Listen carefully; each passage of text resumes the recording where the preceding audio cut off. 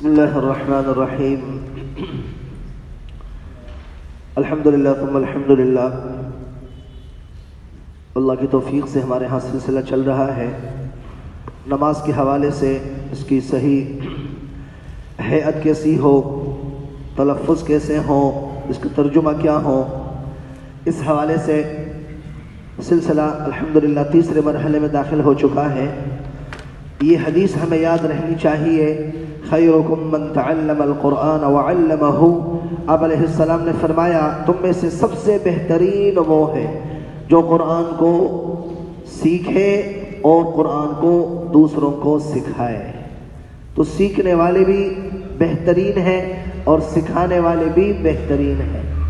تو الحمدللہ اس وقت ہم دل کی گہرائی سے اللہ کی طرف متوجہ ہو کر اس نعمت پر اللہ کا شکر ادا کرنے والے بن جائیں کہ اللہ پاک نے ہمیں اس قابل بنایا اور اس فہرست میں اللہ نے ہمیں شامل فرمایا کہ ہم قرآن کو سیکھنے والے ہیں اور ایک دوسرے کو سکھانے والے بھی ہیں. فیا ربنا لک الحمد. اس پر جتنا اللہ کا شکر ادا کیا جائے کم ہے. اللہ کے ہاں بہت بڑی قدردانی ہوتی ہے ایسے لوگوں کی جو اللہ کے کلام کو، اللہ کے احکام کو، اللہ کے دین کو سیکھنے کے لیے لگے رہتے ہیں، کوشش کرتے ہیں، محنت کرتے رہتے ہیں. چنانچہ نماز کے حوالے سے ثنا کا بیان ہوا تھا، تعوذ، تسمیہ اور فاتحہ. کل سورہ اخلاص کا بیان ہوا تھا، اس کا ترجمہ سامنے آیا تھا. سورہ اخلاص کے حوالے سے 3 باتیں آئی تھیں. ایک بات تو سورہ اخلاص کب نازل ہوئی، شان نزول کل بیان ہوا تھا، وہ حضرات کو یاد ہوگا. اور دوسری بات قل هو اللہ احد، اس میں پہلا لفظ آ رہا ہے احد، اس کا خاص معنی آپ کے سامنے بیان کیا گیا تھا. اور تیسرا لفظ ہے الصمد، اس کا بھی خاص معنی آپ حضرات کے سامنے بیان کیا گیا تھا. تو لفظ احد اس کا معنی جو کل کیا گیا تھا، کوئی ساتھی اپنے شوق سے بتانا چاہیں گے اونچی آواز سے؟ اونچی آواز سے ذرا.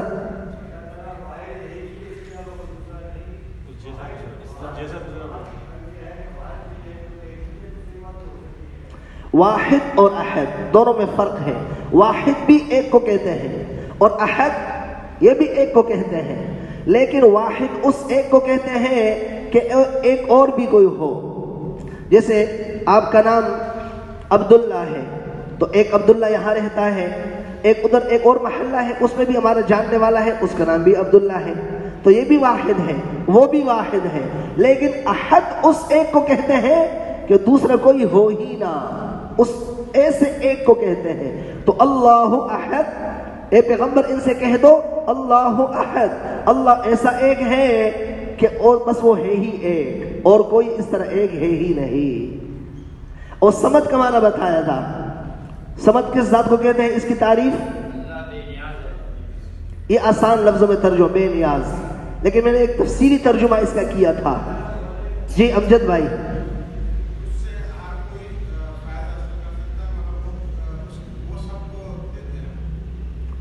تھوڑا سا اور ذرا اور واضح. صمد کا معنی کیا تھا وہ ذات جس کے کام سب کے بغیر بنے اور سب کے کام اس کے بغیر نہ بنے، یہ اللہ کی ذات ہے. اور ایسا ہی ہے، اللہ کی ذات کون سی ذات ہے، اس کے کام سب کے بغیر بنتے ہیں اور سب کے کام اس کے بغیر بن ہی نہیں سکتے. اللہ اکبر. یہ ہے صمد کا معنی. اور اس کی شان نزول کہ یہ سورت کیوں نازل ہوئی تھی، اس کی وجہ کون ساتھی بتائے گا؟ میں عرض کرتا ہوں دوبارہ. مشرکین نے اعتراض سوال کیا آپ علیہ السلام سے کہ ہمارے ہاں تو شجر ہوتا ہے، حسب نسب ہوتا ہے، حتیٰ کہ جانوروں میں، حیوانوں میں بھی شجرہ ہوتا ہے. ان کے گھوڑوں کے نام، ان کے اونٹوں کے نام، ان کے جانوروں کے نام، ان کے آباء و اجداد کے نام بھی ان کو پتہ ہوتے تھے اور بے تحاشا دور تک. اور آپ علیہ السلام کا بھی شجرہ تھا، محمد بن عبداللہ بن عبد المطلب بن ہاشم بن قصی بن کلاب بن مرہ بن الی آخرہ، دور تک اب آدم علیہ السلام تک آپ علیہ السلام کا شجرہ. تو انہوں نے سوال کیا کہ اے محمد صلی اللہ علیہ وسلم، آپ جس رب کی طرف ہمیں بلا رہے ہیں ان کا حسب نسب کیا ہے، ان کا شجرہ کیا ہے؟ ان کے آبا و اجداد کون ہیں، ان کی اولاد کیا ہے؟ تو اللہ پاک نے یہ آیت سورت نازل فرمائی اور فرمایا ان سے کہہ دو قل هو اللہ احد، وہ اللہ ایسا ہے جو احد ہے، جو احد ہے، ایسا احد کہ اس جیسا دوسرا کوئی ہے ہی نہیں۔ اللہ الصمد، ان سے کہہ دو کہ اللہ وہ ذات ہے جو ایسی ذات ہے کہ اس کے کام سب کے بغیر بنتے ہیں اور سب کے کام اس کے بغیر نہیں بن سکتے، تو اس کو حسب نسب آبا و اجداد کی کیا ضرورت ہے؟ اور تیسرا لم یلد ولم یولد، لم یلد، نہ اس نے کسی کو جنا، اس کی اولاد پوتے پڑ پوتے کچھ نہیں ہے، ولم یولد، اور نہ یہ کسی سے جنا گیا، اس کے آبا اجداد کوئی نہیں ہے، ولم یکن لہ کفوا احد، نہ اوپر کوئی نہ نیچے کوئی، ولم یکن لہ کفوا احد، اور ان کا کوئی ہمسر اور برابر بھی نہیں ہے۔ تو یہ شان نزول ہے اس سورت کے نازل ہونے کا۔ جو ہم نماز میں پڑھ رہے ہوں تو جب لفظ احد پہ پہنچے تو ہمارا ذہن ادھر منتقل ہو کہ اللہ جیسا وہ ایک ہے اور اس جیسا ایک کوئی اور ہے ہی نہیں، بس ہے ہی ایک۔ اور اللہ الصمد پہ پہنچے تو ہمارا ذہن کہاں منتقل ہو کہ اس کے کام سب کے بغیر بنتے ہیں اور کسی اور کا کام اس کے بغیر نہیں بن سکتا۔ جب نہیں بن سکتا تو ہمیں کس کی طرف رجوع کرنی چاہیے؟ اللہ ہی کی طرف کرنی چاہیے۔ اور لم یلد ولم یولد یہ سوال کا جواب ہے، نہ آبا و اجداد ہے اور نہ اولاد ہے، ولم یکن لہ کفوا احد۔ تو یہ کیفیت ہمارے ذہن میں ہو انشاءاللہ تعالی، اس طرح سے ہم آگے بڑھیں گے تو توجہ بھرپور انداز میں نماز کے اندر پڑھی برقرار رہے گی اور نماز میں خوب لطف انشاءاللہ ہمیں نصیب ہوگا۔ آگے ہے پھر تکبیر، رکوع کی تکبیر ہے اللہ اکبر، اللہ بہت بڑا ہے۔ آگے ہے تسبیح کے رکوع، تسبیح رکوع، سبحان ربی العظیم، ایک بار پڑھ بھی لیجئے، سبحان ربی العظیم۔ سبحان پہلے بھی گزر چکا ہے، اس کا معنی ہے پاک ہے۔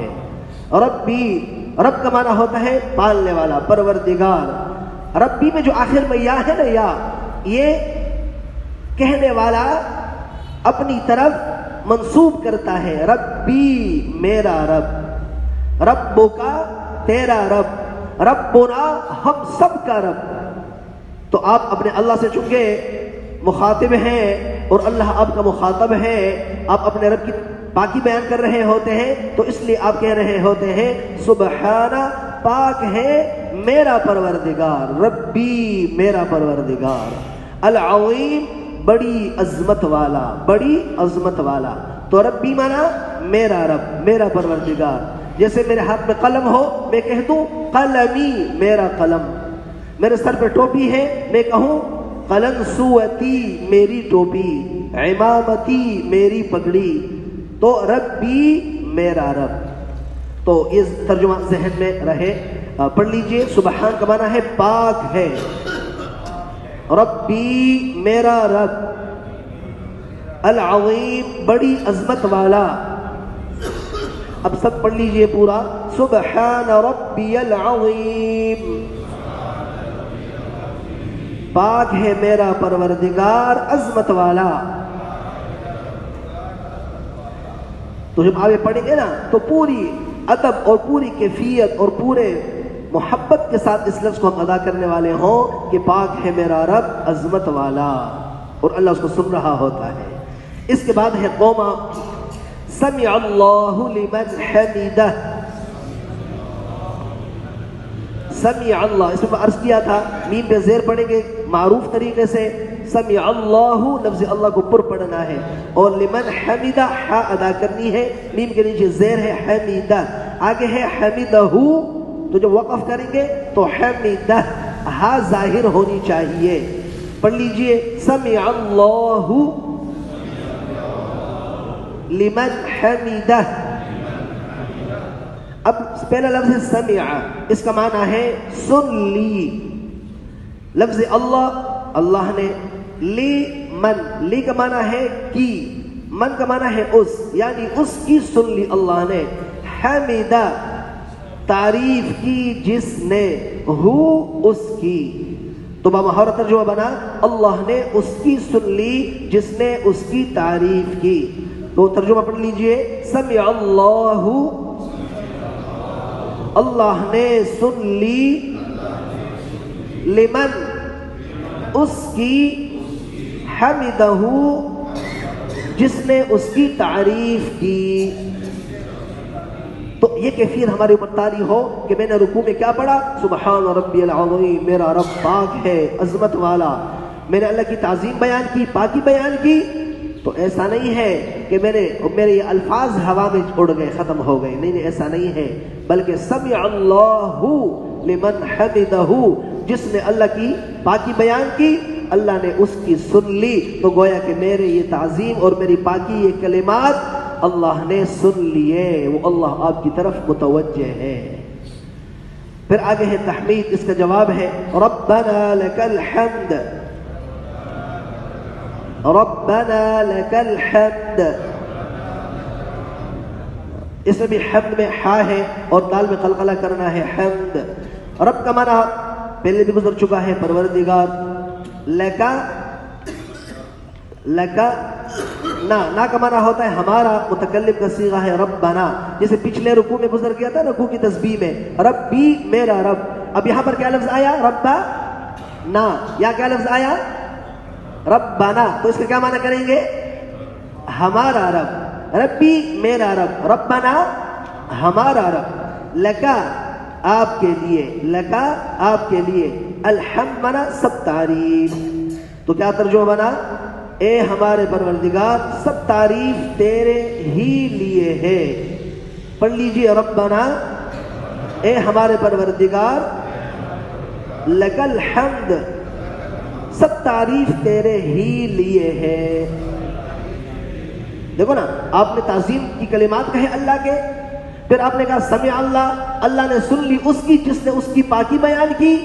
آپ نے پھر کہہ دیا ربنا لک الحمد، اے ہمارے رب ساری تعریف آپ ہی کے لیے ہے، آپ ہی اس کے لائق ہیں۔ اللہ اکبر۔ پھر آگے سجدے کی تسبیح ہے اللہ اکبر، تکبیر ہے اللہ اکبر۔ آگے سجدے میں پھر وہی الفاظ ہیں، صرف ایک لفظ کا فرق ہے، سبحان ربی الاعلی، سبحان پاک ہے، ربی میرا پروردگار، الاعلی بہت بلند۔ تو پڑھ لیجئے سبحان، ہا ادا کرنی ہے، ہا نہیں پڑھنی ہے، سبحان، سبحان ربی الاعلی، ربی الاعلی، پاک ہے میرا پروردگار بہت بلند۔ پھر اس کے بعد تکبیر ہے اللہ اکبر۔ تو انشاءاللہ ان کلمات پہ ہم تلفظ بھی ٹھیک کرنے کی کوشش کریں، اس کے ترجمے میں بھی غور کریں، اور نفلوں میں، سنتوں میں محترم بھائیوں ہم اس کا اہتمام کریں، سنن میں، نوافل میں اس کا اہتمام ہو، کیونکہ نوافل میں آپ بار بار بھی الفاظ دہرا سکتے ہیں۔ سبحان ربی العظیم، ایک بار توجہ نہیں بیٹھی نا، پھر پڑھیں سبحان پاک ہے ربی میرا پروردگار، العظیم بڑا عظمت والا، پھر پڑھیں جتنی مرتبہ پڑھنا چاہیں۔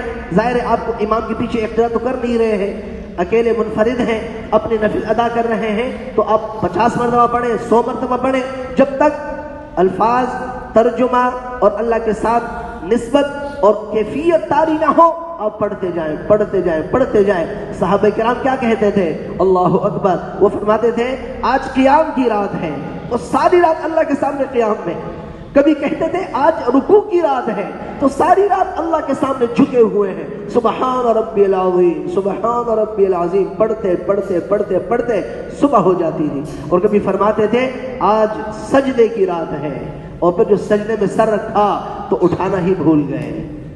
ایسے اللہ کی پاکی بیان کرنے میں تو ہم بھی نوافل میں اس کی پریکٹس کریں، مشق کریں، تاکہ جب ہم فرض میں باجماعت میں اہتمام میں شریک ہوں تو اس وقت جب ہمیں الفاظ کہیں تو فوراً ہمارا ذہن ادھر منتقل ہو جائے۔